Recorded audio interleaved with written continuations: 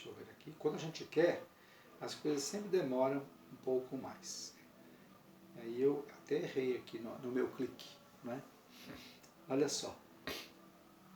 Salmo 51. De tão maravilhoso que é, eu tenho que ler com você. Vamos lá. Dá tempo de você abrir aí na sua casa, tranquilamente, não é? Ele diz assim, ó. Tem misericórdia de mim, ó Deus. Dá para você imaginar isso sem choro? Você consegue?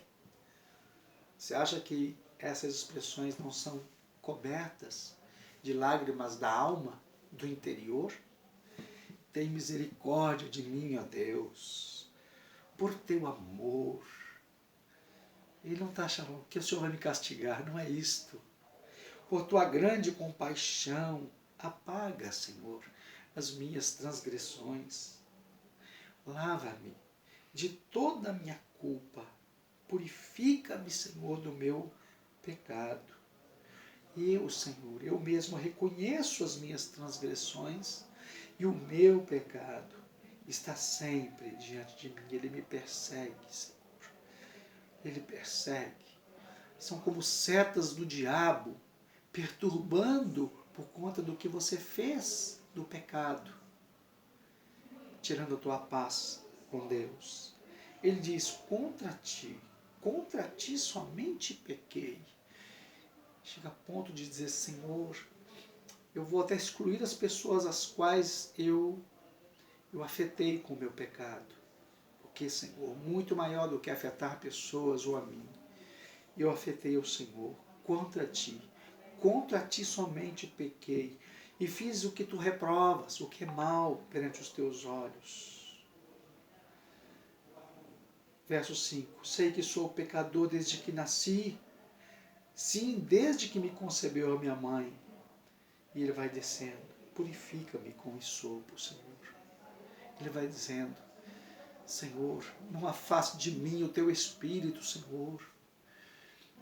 O choro que produz profundo arrependimento da alma, arrependimento espiritual. Ele não está dizendo, Senhor, a tua espada, o teu juiz está vindo sobre mim porque eu pequei. Ao contrário, ele está dizendo, Senhor, eu estou me afastando de ti.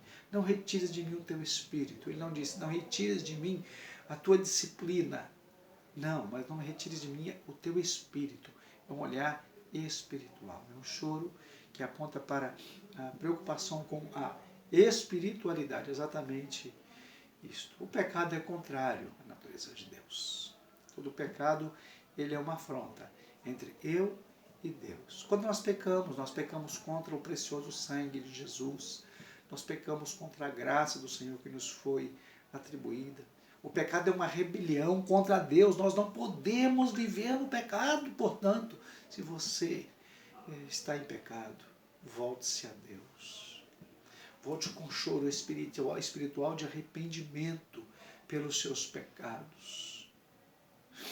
Gosto de uma expressão que diz assim, o veneno, comparando, por exemplo,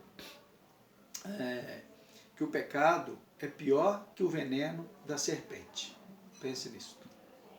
Aí ele diz assim, que o veneno da serpente, ele está dentro dela e ele é medicinal. Mas o pecador, ele tem dentro de si aquilo que o diabo colocou, não é de Deus. O diabo colocou, induzido por seus interesses, suas ganâncias, e veio de fora para dentro. Então, essa comparação da serpente aqui, o pecado é pior que a serpente, que tem veneno. Mas o seu veneno, em geral, é para a sua defesa. Se você não afugentá-la, ela não vai de maneira nenhuma te atacar. Mas o seu veneno também é o seu remédio. O nosso pecado, de maneira nenhuma, é um remédio. Ele é a condenação da nossa alma. Pedro, em Atos capítulo 5, perguntou para Ananias, Ananias, por que Satanás encheu o teu coração? Por que você permitiu isso? E mentir contra o Espírito Santo. Satanás encheu o coração dele para mentir, para pecar. É possível que nós tenhamos com os nossos olhos dado oportunidade, com a concupiscência dos olhos, soberba da vida, ter coisas, nós estejamos mentindo, estejamos de alguma maneira pecando. Pecado é o pior de todos os males que alguém pode fazer no seu relacionamento com Deus e para com esta própria vida. Porque o pecado, ele nos priva do bem maior, que é a comunhão com Deus. O pecado nos priva do bem maior. E o bem maior é a comunhão com Deus. Por isso Davi diz assim: Senhor, não se afaste de mim. Não retires de mim, Senhor, o teu Espírito Santo. Tem uma expressão que diz assim: quando nós pecamos, não apenas a paz vai embora, mas Deus vai embora. Quando nós pecamos, não somente a comunhão vai embora, mas Deus vai embora. Eu queria que talvez não tão seriamente pensando nisso, em aspectos tão sérios teologicamente falando, mas nós podemos refletir sobre isso quando Davi diz assim: não retire de mim o teu Espírito. O pecado faz com que Deus se afaste de nós. Ou quando o apóstolo Paulo, falando também sobre o pecado, na carta aos Efésios, ele diz assim: e não extinguais o Espírito Santo. É possível que apague o Espírito Santo. Quando pecamos, não é só a comunhão que vai. O relacionamento com Deus vai. Parece que vai apagando aquilo dentro de nós, ficamos mais brutos. Quando nós choramos verdadeiramente pelos nossos pecados, nós não somente dizemos sobre arrependimento, mas nós apelamos pela volta de Deus para as nossas vidas. Volta, Senhor. Não me deixe aqui sozinho, Deus. Volta. É como aquele hino que nós cantamos, né? Fica, Senhor, já se faz tarde, tens meu coração para pousar, faz em mim morada permanente. Fica, Senhor, meu Salvador. Assim vai ficando mais fácil de entender quando Jesus diz: bem-aventurados os que choram, porque eles serão consolados. A outra expressão que Watson disse é que é chorar pelo nosso próprio pecado. É esse choro que nós estamos falando. Chorar pelos pecados dos outros. Esdras, ele confessava pecados do povo. Gostoso quando se olha para o livro de Esdras, no capítulo 10, verso 1 em diante. Né? O texto começa a dizer que Neemias estava ali participando, né? Neemias também, o texto aparece lá. Quando Esdras aparece prostrado, chorando diante da casa de Deus, olhando pelo seu pecado e o pecado daquela nação que estavam retomando. Quando Neemias escuta sobre a assolação que estava vivendo o seu povo, ele foi levado a chorar pelo seu povo, chorar pelos pecados dos outros, do povo. Paulo também disse isso a respeito do seu pecado. Ele diz assim: miserável homem que sou, desventurado homem que sou, quem me livrará desse corpo, desta morte, desse corpo tão pecador que tende a pecar. Ele fala isso no capítulo 7 de Romanos, mesmo lugar que ele diz assim: pois o que faço é o que não quero, pois o que não quero isso pratico, mas o que não quero isso faço. E se faço o que não quero, então há um mal de pecado também dentro de mim. Ah, Senhor, era o clamor dele. Ele diz: portanto eu esmurro meu corpo, já indo para Coríntios, na 1 Coríntios capítulo 9, quando diz assim: portanto eu esmurro o meu corpo e o reduzo à servidão, para que pregando aos outros eu mesmo não venha a ser reprovado. O choro pelo pecado tem que ser mais intenso, e eu vou indo para o final da nossa reflexão deste momento para a sua vida, para a minha vida, para nós nos voltarmos mais a Deus. Deus. Hoje estamos aí vivendo uma época em que estamos chorando pelas incertezas. Estamos chorando pelos governos que estão em crise. Mas nós não estamos chorando pelos corações duros. Muita gente na igreja, muita gente da fé, com seus corações duros. Eu acho que nós, a igreja, deveríamos chorar por nós. Igreja tão carnal, igreja tão materialista, igreja tão circunstancial, igreja tão volúvel, igreja tão emocional, igreja tão sem Deus, tão sem quebrantamento, igreja tão comprometida com o mundo, com o pecado, com o materialismo.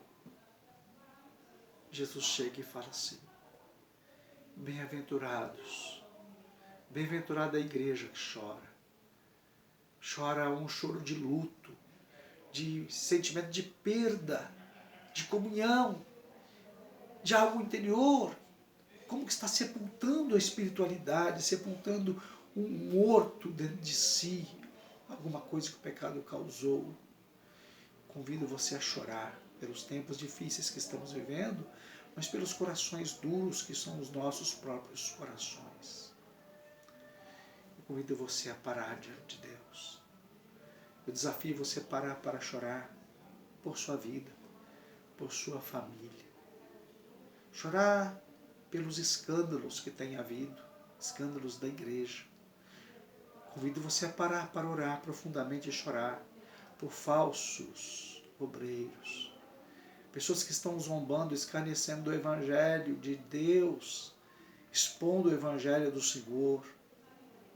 Chorar pelo pecado, seja meu ou pelo outro, o pecado dos outros, é sinal de nova vida, de arrependimento, de alguém que encontrou-se com o Senhor, porque o choro pelo pecado vai produzir alegria. E aí, por isso que nós vamos vendo aquela expressão gostosa assim do Senhor, né?